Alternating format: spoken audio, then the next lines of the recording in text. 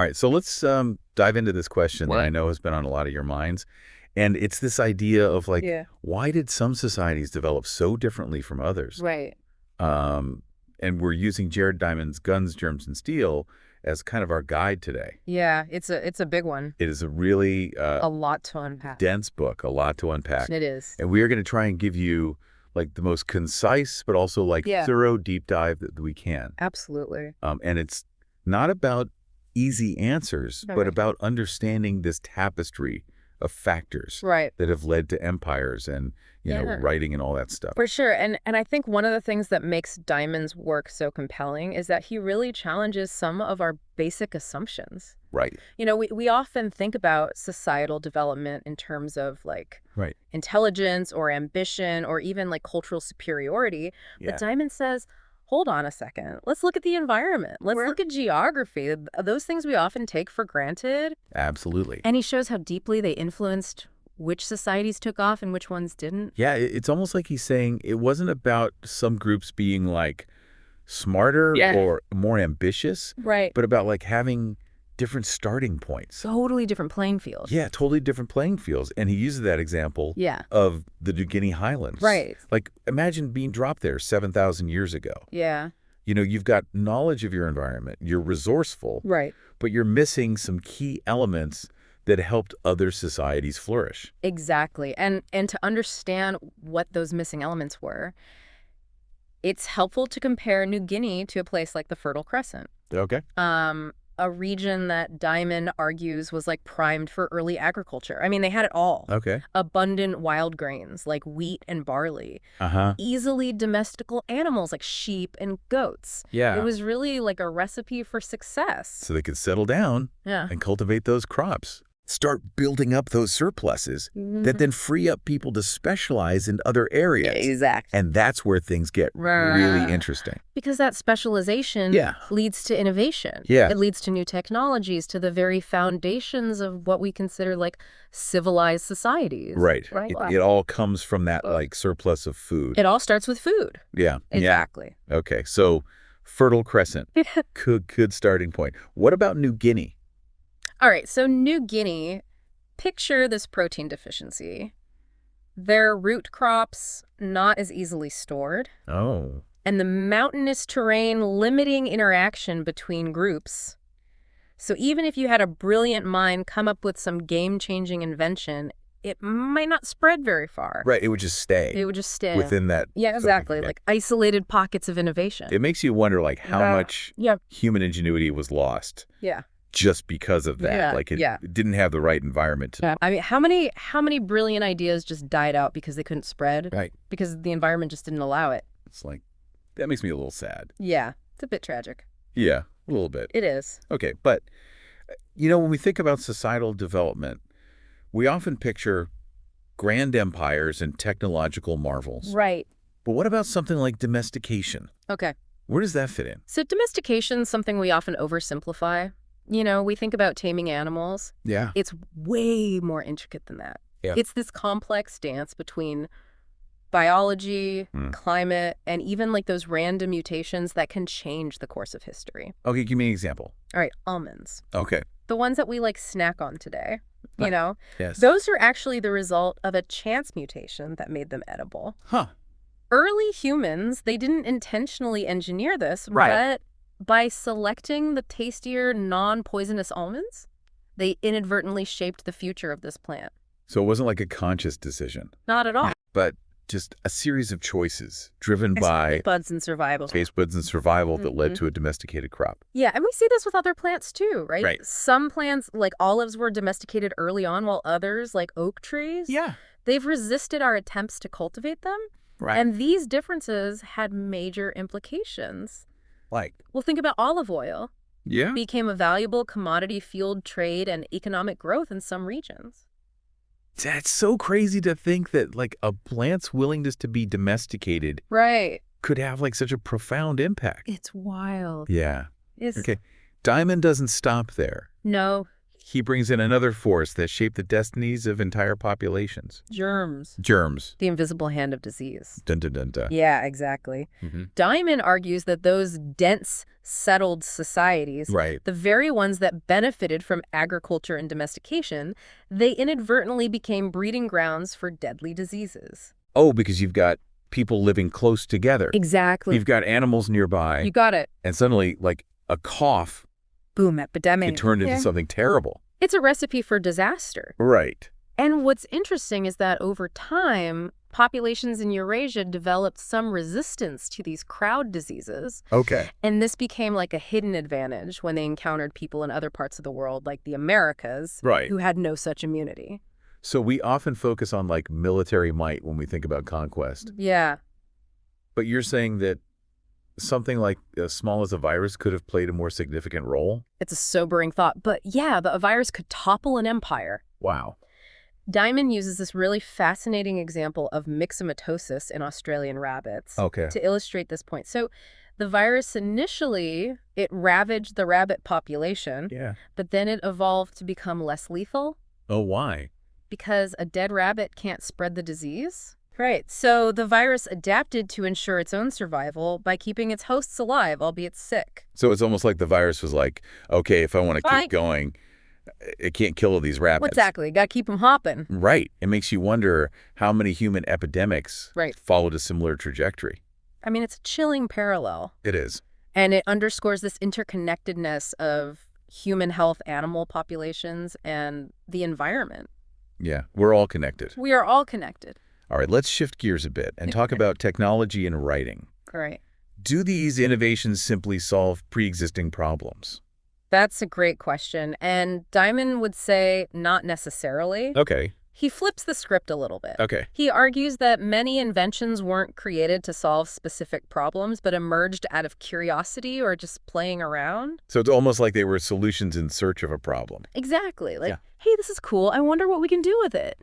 Do you have like a good example of that? Gunpowder is a perfect example. Initially, it was this novelty, this explosive plaything. Yeah. Centuries later, it revolutionized warfare. Wow, so something that started as almost like I know, right? entertainment. Yeah. Yeah. Totally unintended consequences. Totally unintended consequences. Yeah. Okay, what about writing? All right, so writing, essential for transmitting knowledge across generations. Yes. But early writing systems were incredibly complex. It took specialized training to decipher them. So even though it existed, it wasn't accessible. Exactly, yeah. And Diamond explores this question of why writing emerged in some places and not others, and how geography played a role in its spread. Okay. He also highlights the significance of the alphabet. Yeah. That one-time invention that revolutionized communication. It's like the alphabet, a simple yet powerful tool that made knowledge more accessible. Yeah. It's fascinating how these seemingly small innovations can have this ripple effect. Huge ripple effect. Huge ripple effect throughout history. Okay, and speaking of ripple effects, let's consider how human societies themselves evolved. Okay. Going from those small egalitarian bands to the complex hierarchical states.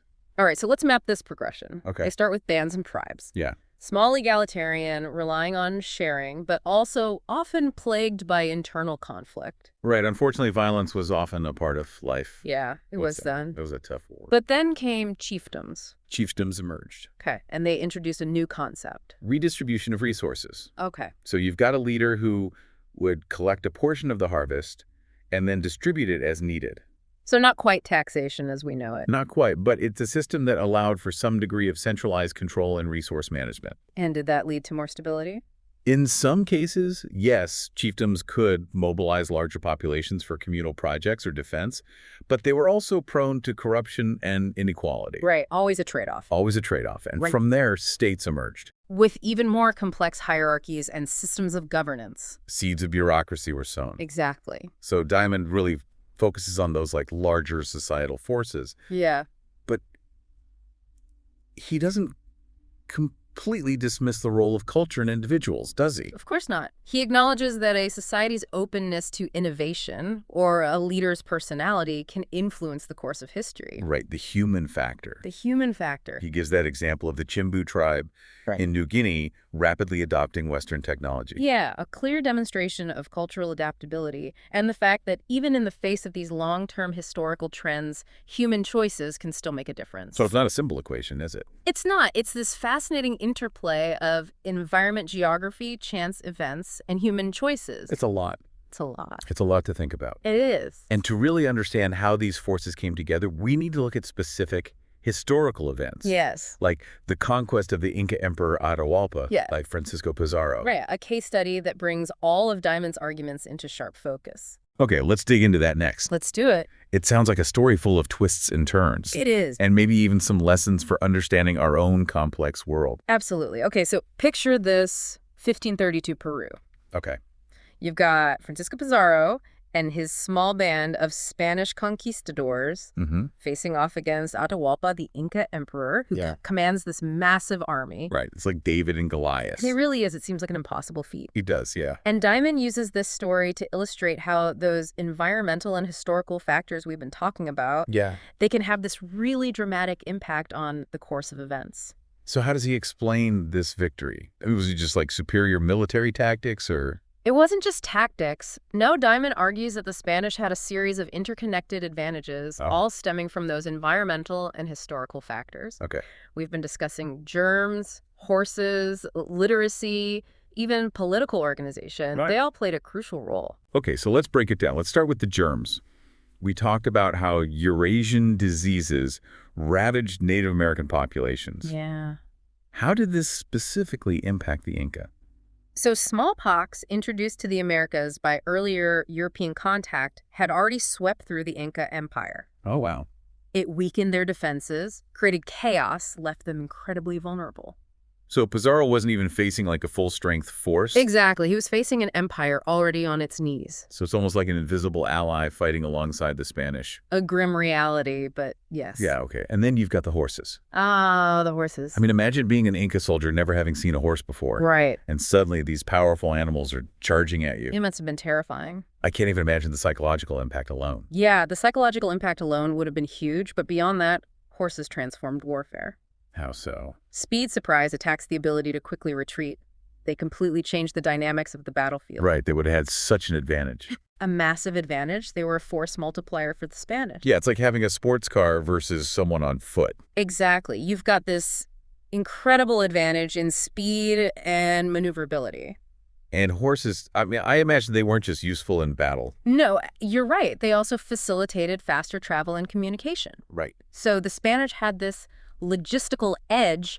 They could move troops and information much more effectively than the Inca. Okay, so you've got the invisible germs, you've got the powerful horses. Yeah. What about some of those more human factors? Okay. Like literacy and political organization? Right. So the Spanish possessed a written language. Yeah. This allowed them to record information, develop strategies, communicate effectively. Right. The Inca, they had their system of knotted cords called quipu, but it simply couldn't match the efficiency and versatility of writing. Yeah, it's like having a detailed battle plan versus trying to remember everything orally. Exactly. The Spanish had a clear advantage in planning and coordination. Okay, and what about political organization? All right, so Spain at that time was a centralized state with a powerful monarchy. Right. The Inca Empire, while vast and impressive, was more decentralized. Right. This meant that the Spanish could mobilize resources and make decisions much more efficiently. So it's like this contrast between a well-oiled machine, the Spanish Empire,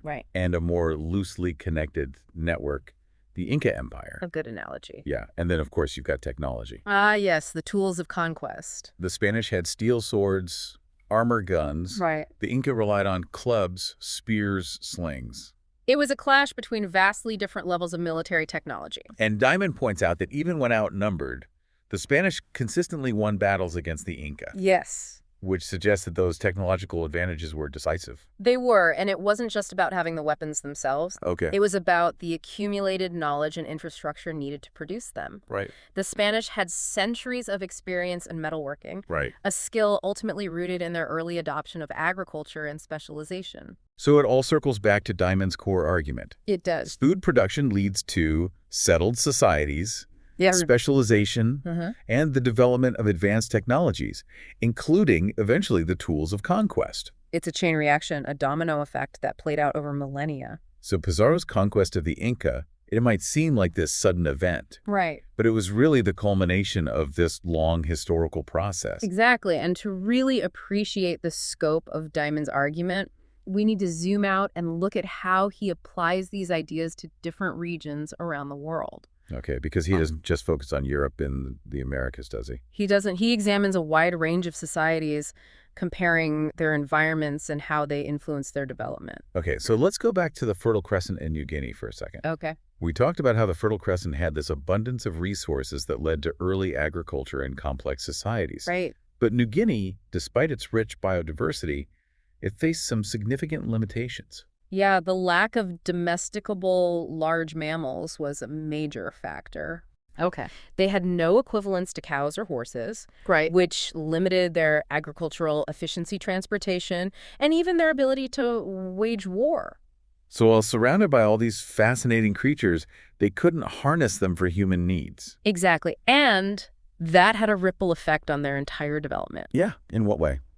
Well, without animal power, agriculture remained labor-intensive. Okay. Populations remained smaller and more dispersed, right, and their technological progress was hindered. It's like two different starting lines in a race. A perfect analogy. The Fertile Crescent had a head start while New Guinea was facing an uphill battle from the beginning. And that pattern repeats itself in other regions as well. So Diamond analyzes how various continents had these different starting points, right, these different environmental advantages and disadvantages exactly, that ultimately led to those diverse trajectories we see throughout history. It all goes back to the environment. And it brings us back to Yali's question. Yes, the question that launched 1,000 investigations. All right, why do you white men have so much cargo and we New Guineans have so little?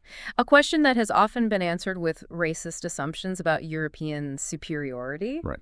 But Diamond offers a very different perspective. What did he say? He says it's not about innate intelligence or ambition, but about those long-term environmental and historical factors. So while we often focus on, like, the moment of European arrival in the Americas, right, Diamond is saying that the story really begins thousands of years earlier. Exactly. With the very different paths that these continents took. He's looking at the deep history. Right. So, for example, the Americas lacked the same diversity of domestical plants and animals as Eurasia. Yeah, corn, while a valuable crop, doesn't provide the same protein content as wheat or barley. Okay. And the lack of large mammals for agriculture and transportation was a significant disadvantage. Right. And we talked about how the absence of horses impacted the Inca. Yeah. It seems like this was a recurring theme throughout the Americas.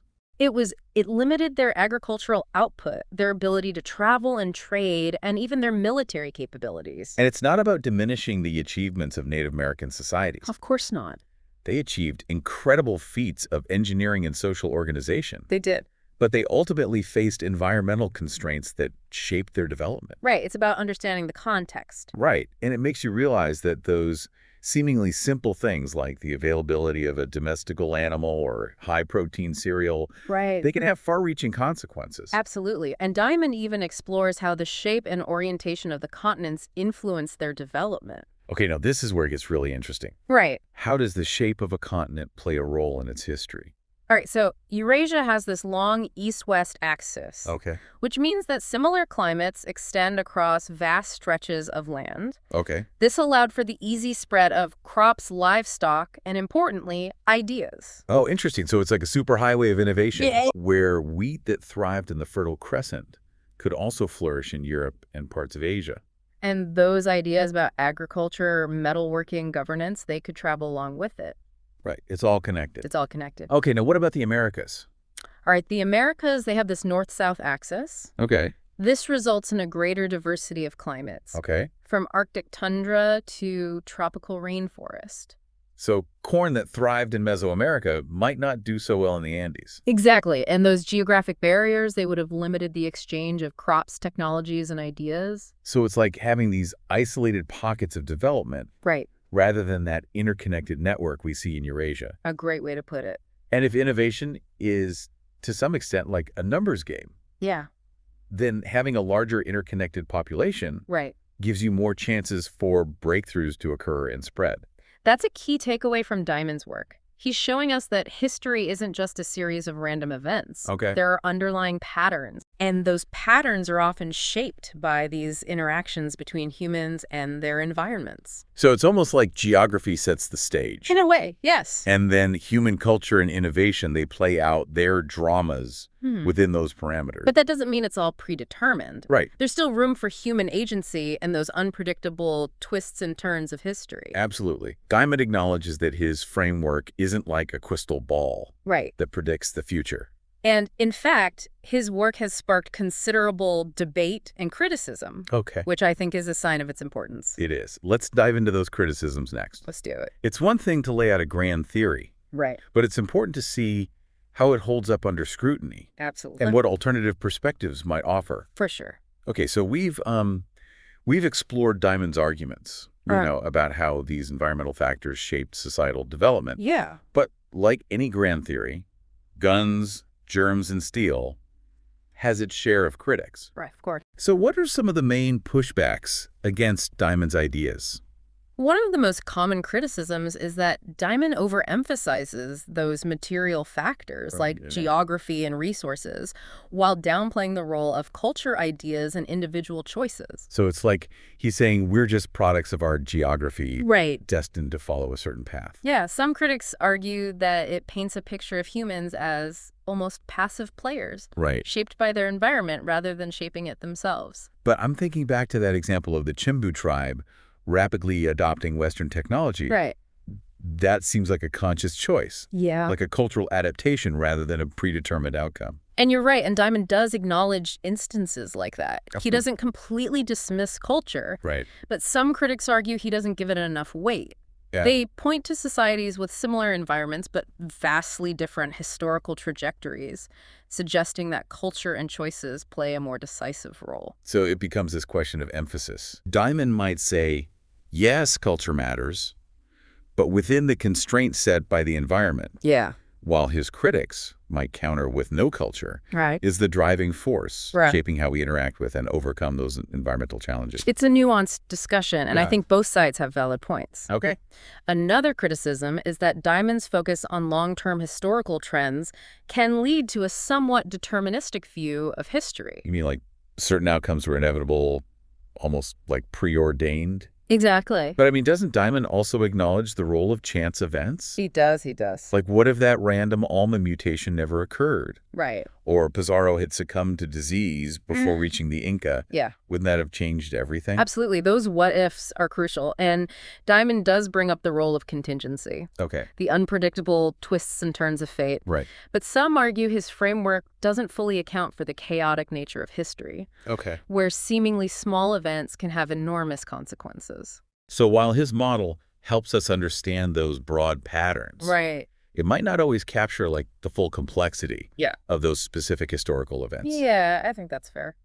But I still find his work incredibly valuable Me too. for challenging our assumptions and prompting us to think differently about the world. Absolutely. And Diamond himself encourages critical engagement with his theories. Okay. He urges readers to test them against new evidence and different perspectives. He's not saying he has all the answers. Yeah, not at all. He's inviting further exploration and debate. Right, and he provides plenty of avenues for that further exploration. He does. He suggests delving into the history of specific inventions, Yeah. examining how geography has shaped our own lives, Right. and even considering how climate change might reshape the global landscape in the future. All fascinating areas of inquiry. They are. He wants us to think critically, to question our assumptions, and to appreciate the interconnectedness of human societies, the environment, and the course of history.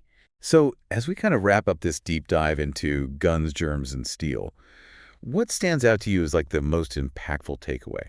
I think for me, it's the realization that history isn't just this random collection of events. Yeah. There are underlying patterns, there are forces at play, and understanding those forces can give us this deeper appreciation for the complexity of the human story. I completely agree. It's like a shift in perspective. It is. A way of seeing the world with fresh eyes. Yeah, and it makes you realize that our world today, with all its inequalities and power imbalances, isn't just some accident. It's the result of thousands of years of interactions between humans and their environments. And that realization comes with a sense of responsibility, I think. It does. If we understand the forces that shaped the past, maybe we can use that knowledge to navigate the challenges of the present and create a more just and equitable future. That's a powerful thought. And it brings us back to that kind of provocative question that Diamond poses. If environmental factors played such a crucial role in shaping history, how might climate change reshape the global landscape in the coming centuries? It's not just an academic question. Right. It's something that will have real-world consequences. Right, and as the climate changes, we're likely to see shifts in resource availability migration patterns. Yeah. And potentially even the rise and fall of nations. It's a challenge that demands our attention, and Diamond's work provides a framework for understanding the interconnectedness of human societies and the environment. So it's not about predicting the future, Right. but about being aware of those long-term trends and understanding how our actions today can shape the world of tomorrow. Exactly. So I think this deep dive, it's only scratched the surface of Right. Diamond's work, but hopefully it's given you, our listener, a new lens through which to view the world. And if it's left you with more questions than answers, Yeah, that's a good thing. that's a good thing. Diamond's work is a springboard for endless exploration and critical thinking. It is. So keep questioning, keep exploring, and keep those aha moments coming. Absolutely. Guns, Germs, and Steel is a starting point, a journey into the complexities of human history. So go out there, delve deeper, and see where your own explorations take you. Happy exploring. Happy exploring.